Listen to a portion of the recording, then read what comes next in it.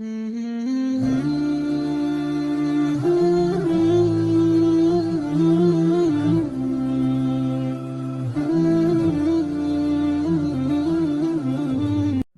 اللہ الرحمن الرحیم۔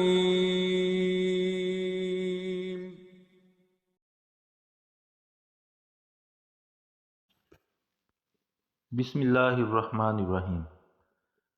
اسرائیل کا قیام 1947 عیسوی میں جب برطانیہ نے اسرائیل سے نکل جانے کا فیصلہ کیا تب اقوام متحدہ کی جنرل اسمبلی نے فلسطین کی تقسیم کار کا منصوبہ قبول کر لیا اور فلسطین کے 2 حصے کر دیے گئے۔ یہودیوں کو فلسطین کا 55% حصہ دیا گیا اور عربوں کو 45%، جبکہ عرب لیگ نے اس کو رد کر دیا جو بڑے پیمانے پر فسادات پر جا کر منتج ہوا۔ تاہم اسرائیل کے لیے یہ سول وار آزادی کا پہلا مرحلہ ثابت ہوا اور 14 مئی 1948 کو آزاد ملک بن گیا اور 11 مئی 1949 عیسوی کو اقوام متحدہ کا ممبر بن گیا۔ 1948 عیسوی کی عرب اسرائیل جنگ 14 مئی 1948 عیسوی کو جوئش نیشنل کونسل نے ڈیوڈ بن گوریان کی قیادت میں یک طرفہ اعلان آزادی کر کے اسرائیل کی ریاست قائم کر لی۔ یہودیوں نے اقوام متحدہ کے منصوبے کے برعکس 77% علاقہ پر قبضہ کر لیا۔ عرب ممالک نے اس ریاست کو تسلیم کرنے سے انکار کر دیا اور ریاست اسرائیل کے اعلان آزادی کے اگلے دن 15 مئی کو 5 عرب ممالک مصر، شام، اردن، لبنان اور عراق کی افواج نے اسرائیل پر حملہ کر دیا۔ 15 مئی کی صبح مصر، ایران اور عراق کی فوجیں فلسطینیوں کے حقوق کے تحفظ کے لیے فلسطین میں داخل ہونا شروع ہو گئیں۔ بعد میں سعودی عرب کا ایک دستہ بھی مصری فوج سے آن ملا، لیکن عربوں کی اس متحدہ فوج کو کوئی خاص بڑی کامیابی حاصل نہ ہو سکی۔ مصری افواج غزہ شہر اور اس سے مختصر علاقے کے علاوہ کچھ قبضہ نہ کر سکی۔ تاہم اردن کے عرب لیجن نے وسطی فلسطین کے بیشتر حصے اور بیت المقدس کے قدیم شہر کو یہودیوں کے قبضے میں جانے سے بچا لیا۔ عرب اور اسرائیل پہلی بار ایک دوسرے سے ٹکرائے اور اس ٹکراؤ کو عرب اسرائیل جنگ 1948 عیسوی کا نام دیا گیا، جبکہ اسرائیلی اسے جنگ آزادی کے نام سے یاد کرتے ہیں۔ اس جنگ میں اسرائیل نے اردن کا مغربی کنارہ اور مصر کا غزہ کا علاقہ اپنے قبضہ میں لے لیا۔ دوران جنگ سلامتی کونسل کے حکم پر 11 جون 1948 کو طرفین نے جنگ بندی کر دی۔ اس کے بعد جنگ کبھی شروع تو کبھی بند ہوتی رہی، یہاں تک کہ 1949 عیسوی میں عرب ملکوں کو اسرائیل سے علیحدہ جنگ بندی کے معاہدے کرنا پڑے اور اسرائیل کے وجود کو عملاً تسلیم کرنے پر مجبور ہونا پڑا۔ اس جنگ میں اسرائیل کے 6373 باشندے مارے گئے، جن میں 4000 فوجی اور باقی شہری تھے۔ عربوں کے جانی نقصان کے اعداد و شمار آج تک معلوم نہیں ہو سکے، تاہم یہ تعداد 5 سے 15,000 کے درمیان ہے۔ اس کے بعد 11 مئی 1949 عیسوی کو اسرائیل اقوام متحدہ کا رکن بنا لیا گیا۔ اسرائیل کے قیام کے ساتھ ہی فلسطینیوں کا انخلا بھی شروع ہو گیا۔ اسرائیل نے فلسطین پر قابض ہوتے ہی علاقے کی عرب اقلیت پر ظلم کے پہاڑ توڑ ڈالے، جس کی وجہ سے عربوں کو مجبوراً اپنا وطن چھوڑنا پڑا۔ اقوام متحدہ کے 1949 عیسوی کے سروے کے مطابق ابتدائی مرحلے میں 7,26,000 فلسطینی ہجرت کر کے دوسرے عرب ممالک میں چلے گئے۔ ماپائی لیبر پارٹی کے لیڈر اور اسرائیل کے بانی ڈیوڈ بن گوریان ملک کے پہلے وزیر اعظم منتخب ہوئے۔ 25 جنوری 1949 عیسوی کو اسرائیل کے پہلے عام انتخابات ہوئے اور پہلی اسرائیلی پارلیمنٹ وجود میں آئی۔ ماپائی پارٹی نے فیصلہ کن کامیابی حاصل کی۔ یہ انتخابات اسرائیل کی عبوری ریاستی کونسل نے منعقد کرائے تھے۔ پہلی اسمبلی نے اہم صہیونی لیڈر شیام وائزمین کو پہلا صدر اور گوریان کو وزیر اعظم منتخب کر لیا۔ 9 ستمبر 1952 عیسوی میں عام انتخابات ہوئے اور گوریان نے نئی حکومت تشکیل دی۔ 9 نومبر 1952 عیسوی کو صدر وائزمین کا انتقال ہو گیا۔ اسمبلی کے رکن اور یہودی کونسل کے سابق سربراہ اسحاق بن زووی نئے صدر منتخب ہوئے۔ 6 نومبر 1953 عیسوی کو ڈیوڈ بن گوریان نے عارضی طور پر استعفیٰ دے دیا تو ان کے بعد موشے شیرٹ نے وزارت عظمیٰ سنبھال لی۔ جولائی 1955 عیسوی میں عام انتخابات ہوئے اور ماپائی پارٹی نے کامیابی حاصل کی اور نومبر 1955 عیسوی میں ڈیوڈ بن گوریان نے دوبارہ وزارت عظمیٰ کا عہدہ سنبھال لیا۔ گوریان کی حکومت نے فوج کو جدید اور مضبوط بنانے پر توجہ دی۔ اسے امریکہ کی ہر طرح سے امداد اور حمایت حاصل تھی۔ اسرائیل کا صحرائے جزیرہ نمائے سینائے پر قبضہ۔ 1956 عیسوی میں جمال عبد الناصر نے صدر کا عہدہ سنبھال لیا۔ صدر کا عہدہ سنبھالنے کے بعد مصر کے صدر جمال عبد الناصر نے نہر سوئز کو سرکاری تحویل میں لینے کا اعلان کیا تو اسرائیل نے برطانیہ اور فرانس کے ساتھ مل کر مصر پر حملہ کر دیا اور 29 اکتوبر کو صحرائے جزیرہ نمائے سینائے پر قبضہ کر لیا۔ 6 نومبر کو اقوام متحدہ نے جنگ بندی کرائی، لیکن صحرائے جزیرہ نمائے سینائے اسرائیل کے قبضے میں رہا۔ 1957 عیسوی میں دوسری بار اسحاق بن زوی اور 1962 عیسوی میں تیسری بار 5 سال کے لیے صدر منتخب ہو گئے۔ ماپائی پارٹی مسلسل برسری اقتدار رہی۔ اگست 1961 عیسوی کے عام انتخابات میں بھی ڈیوڈ بن گوریان نے کامیابی حاصل کی۔ 23 اپریل 1963 عیسوی کو صدر اسحاق بن زوی انتقال کر گئے تو ان کے قریبی ساتھی شاہ صدر منتخب ہو گئے۔ جون میں وزیر اعظم ڈیوڈ بن گوریان مستعفی ہو گئے تو وزیر خزانہ لیوی ایشکول نئے وزیر اعظم منتخب ہوئے۔ 6 روزہ عرب اسرائیل جنگ 1967۔ تیسری عرب اسرائیل جنگ مصر، عراق، اردن اور شام کے اتحاد اور اسرائیل کے درمیان لڑی گئی۔ 1966 عیسوی میں انقلاب شام آیا تو شام سوویت یونین کا قریبی اتحادی بن گیا۔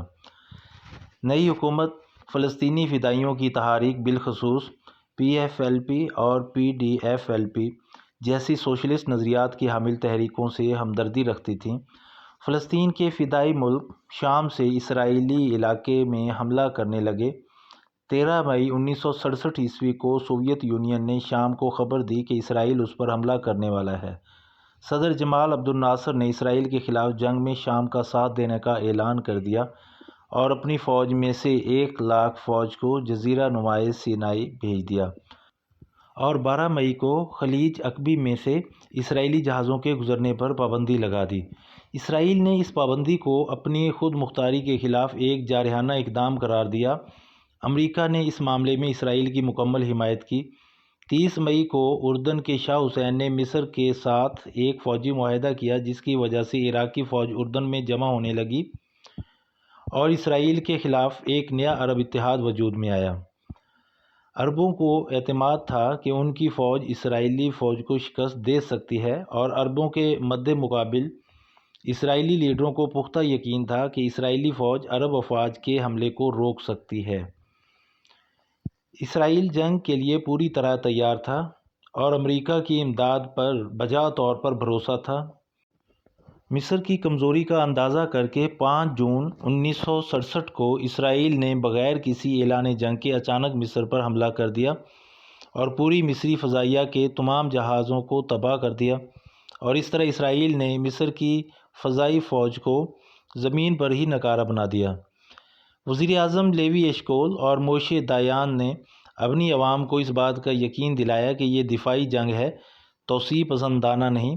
ایشکول نے اپنی قوم سے وعدہ کیا کہ اسرائیل عرب علاقے کے 1 فٹ پر بھی قابض ہونا نہیں چاہتا، لیکن اسرائیل نے اپنی بات کا پاس نہیں رکھا اور مصر، شام اور اردن کے وسیع علاقوں پر قبضہ کر لیا اور مصر کا بیشتر فضائی بیڑا ایک ہی حملے میں تباہ کر دیا۔ مصر کی فوج کا بڑا حصہ یمن میں تھا جسے بروقت بلانا ممکن نہ تھا۔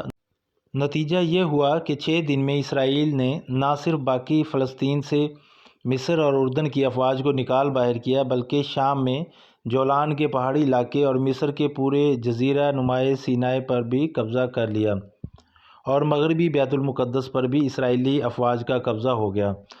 7 جون کو اسرائیل نے یروشلم کے پرانے شہر کو فتح کر لیا اور اس کے اگلے 2 دنوں میں اسرائیلی فوج نے اردن کے اس علاقے پر بھی قبضہ کر لیا جس کو آج مغربی کنارے سے جانا جاتا ہے۔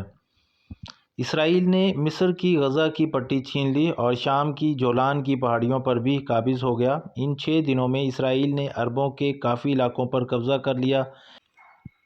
اس جنگ نے یہودیوں کی ذات پر ایک گہرا اور طاقتور اثر ڈالا۔ نومبر 1967 میں اقوام متحدہ نے قرارداد 242 منظور کی۔ اس قرارداد میں اسرائیل سے کہا گیا کہ وہ اپنی سرحد میں جنگ سے پہلے کے مقامات پر لے جائے، لیکن اسرائیل نے اقوام متحدہ کی قرارداد پر عمل نہیں کیا اور ان مقبوضہ علاقوں میں اپنی گرفت مضبوط کر دی۔ لیبر حکومت نے اقوام متحدہ کی طرف سے قرارداد 242 کی منظوری اور پابندیوں کے باوجود دریائے اردن کی وادی میں نئی بستیاں آباد کیں۔ یہ بستیاں ایک وقت میں زرعی بھی تھیں اور عسکری بھی۔ مصر کے خلاف بھی جزیرہ نماء سینائی میں اسرائیلی فوجی چوکیاں قائم کی گئیں۔ اس نئے فوجی آباد کارانہ اقدام کا اسرائیل نے نظریاتی طور پر یہ جواز پیش کیا کہ یہ اسرائیل کا دفاع ہے۔ اس جنگ میں اسرائیل کی مسلح افواج کا چیف آف سٹاف جنرل اسحاق رابین تھا۔ بعد ازاں وہ 2 مرتبہ وزیر اعظم بھی بنا۔ اس 6 روزہ جنگ میں اسرائیل نے مندرجہ ذیل علاقوں پر قبضہ کر لیا۔ نمبر 1 غزہ کی پٹی، نمبر 2 نہر سوئز کے ساتھ صحرائے جزیرہ نماء سینائے، نمبر 3 مشرقی یروشلم، نمبر 4 شام کی جولان کی پہاڑی، نمبر 5 دریائے اردن کا مغربی کنارہ۔ اس 6 روزہ جنگ میں پاکستانی فضائیہ کے پائلٹوں نے بھی حصہ لیا۔ پاکستانی ہواباز اردن، مصر اور عراق کی فضائیہ کی جانب سے لڑے اور اسرائیلی فضائیہ کے 3 جہازوں کو مار گرایا، جبکہ ان کا کوئی نقصان نہیں ہوا۔ یہی وجہ اسرائیلی پیش قدمی رکنے کی سب سے بڑی وجہ قرار پائی۔ مصر کے صدر جمال عبد الناصر کی جانب سے دوسرے ممالک کے اندرونی معاملات میں مداخلت کی سب سے نمایاں مثال یمن کی ہے۔ یہاں انہوں نے پہلے تو یمنی حریت پسندوں کے ایک گروہ سے سازش کر کے ستمبر 1965 میں امام یمن کا تختہ الٹ دیا، اور جب اس کے نتیجے میں شاہ پسندوں اور جمہوریت پسندوں کے درمیان جنگ چھڑ گئی تو صدر ناصر نے اپنے حامیوں کی مدد کے لیے وسیع پیمانے پر فوج اور اسلحہ یمن بھیجنا شروع کر دیا، اور چند ماہ کے اندر یمن میں مصری فوجوں کی تعداد 70,000 تک پہنچ گئی۔ بلا شبہ سردار ناصر کے اس جرأت مندانہ اقدام کی وجہ سے عرب کے ایک انتہائی پسماندہ ملک یمن میں بادشاہت کا قدیم اور فرسودہ نظام ختم ہو گیا اور جمہوریت کی داغ بیل ڈال دی گئی، لیکن یہ اقدام خود مصر کے لیے تباہ کن ثابت ہوا۔ ہمیشہ کی طرح یہاں بھی جمہوریت نے تباہی پھیلانا شروع کر دی۔ 1967 کی عرب اسرائیل جنگ کے بعد لاکھوں فلسطینی اپنا گھر بار چھوڑ کر اردن میں پناہ لینے پر مجبور ہو گئے، لیکن کچھ ہی وقت کے بعد ان کے ساتھ ایسا سلوک ہوا جو ان کے ساتھ اسرائیل میں بھی نہیں ہوا تھا۔ 1970 میں شاہ حسین نے فلسطینی کیمپوں پر فوجی حملے کروائے اور اس فوجی حملے میں 25,000 کے قریب فلسطینی اپنی جان سے ہاتھ دھو بیٹھے۔ مصر کو معاشی نقصانات۔ 1967 کی جنگ نے مصر کی معیشت کو بھی بہت زیادہ نقصان پہنچایا۔ مصر کی کل آمدنی میں سے ایک بہت بڑا ذریعہ نہر سوئز تھی۔ اس کے ہاتھ سے نکل جانے کی وجہ سے مصر کو ہر سال $4.5 کروڑ کا نقصان ہونے لگا۔ نہر کے مشرقی کنارے پر اسرائیل کا قبضہ ہو جانے کے بعد نہر سوئز میں جہاز رانی بند ہو گئی، لیکن سعودی عرب، کویت اور لیبیا تینوں نے مل کر $4.5 کروڑ سالانہ کی امداد مصر کو دے کر نہر سوئز کی بندش سے ہونے والے نقصان کو پورا کیا۔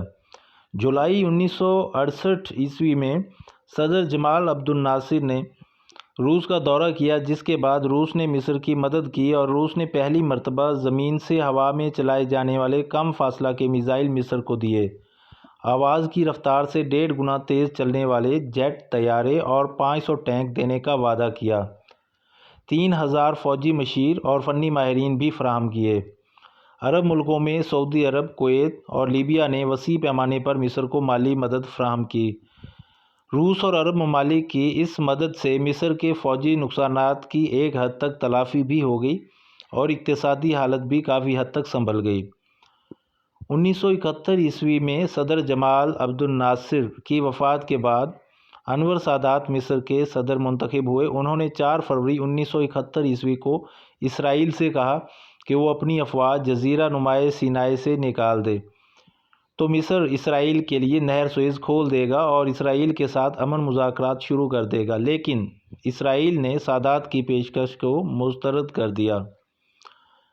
اس کے 2 سال بعد اپریل 1973 عیسوی کو موشے دایان نے ایک تقریب کے دوران کہا کہ عظیم تر اسرائیل کا حصول اسرائیل کا مقصد ہے، عظیم تر اسرائیل کی سرحد میں اردن سے نہر سوئز تک پھیلی ہوئی ہوں گی۔ چوتھی عرب اسرائیل جنگ 1973 عیسوی۔ چوتھی عرب اسرائیل جنگ 1973 عیسوی میں ہوئی۔ نہر سوئز کو مصر کی معیشت میں بنیادی اہمیت حاصل تھی، لیکن یہ نہر 6 روزہ جنگ میں اسرائیلی قبضے کے بعد سے بند پڑی تھی۔ آمدنی کے اس ذریعے سے محروم ہو جانے کے بعد مصر کو سعودی عرب، کویت اور لیبیا کی طرف سے ملنے والی امداد پر انحصار کرنا پڑ رہا تھا۔ اس مسئلے کو حل کرنے کے لیے مصر کے صدر انور سادات نے یہ پیشکش کی کہ اگر اسرائیلی فوج نہر کے مشرقی ساحل سے واپس ہو جائے تو نہر سوئز کھول دی جائے گی، لیکن یہ مطالبہ تسلیم نہ کیا گیا، جس پر مصر نے حملے کا فیصلہ کر لیا۔ چنانچہ 6 اکتوبر 1973 عیسوی کو مصر اور شام نے اسرائیل پر حملہ کر دیا۔ اس جنگ کا آغاز یہودیوں کے تہوار یوم کپور کے موقع پر ہوا، اس لیے اس جنگ کو جنگ یوم کپور بھی کہا جاتا ہے۔ جب مصر اور شام نے اچانک جزیرہ نما سینائے اور جولان کی پہاڑیوں پر حملہ کر دیا، مصر نے نہر سوئز پر دوبارہ قبضہ کر لیا، لیکن اس جنگ میں عربوں کو شکست فاش ہوئی۔ 24 اکتوبر کو اقوام متحدہ نے جنگ بند کرائی۔ اس جنگ کے بعد اسرائیل ایک مستحکم ملک میں تبدیل ہو گیا، جسے امریکہ اور برطانیہ کی مکمل حمایت حاصل تھی۔ اس جنگ میں اسرائیلی وزیر دفاع جنرل موشے دایان نے اسرائیلی فوج کی قیادت کی۔